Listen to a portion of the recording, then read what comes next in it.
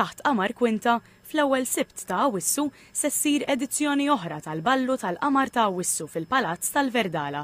Din l-attività se ssir l-ewwel darba taħt il-patroċinju tal-President Miriam Spiteri De Bono. Ma' TVM News, il-President Spiteri De Bono qalet li l-iskop tal-Ballu li jsir kull sena bris il-Fondazzjoni Malta Community Chest Fund u li jinġabru iktar fondi għal persuni fil-bżonn. Talbi tal-għajnuna fejn għandek anke il-mart tal-kanċer.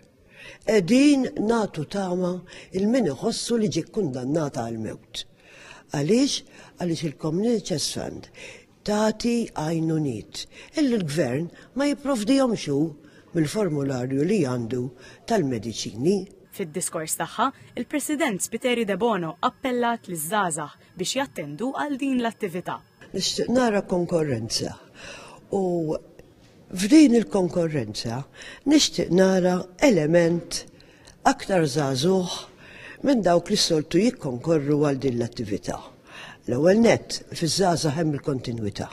Il-Markezin Daniel De Petri Testaferrata qal li l-Ballu sar parti integrali tal-kalendarju soċjali għall-Uffiċċju tal-President u rrefera għal banda tal-Forzi Armati li qal din is-sena se jkollha repertorju ikbar mis-snin ta' qabel.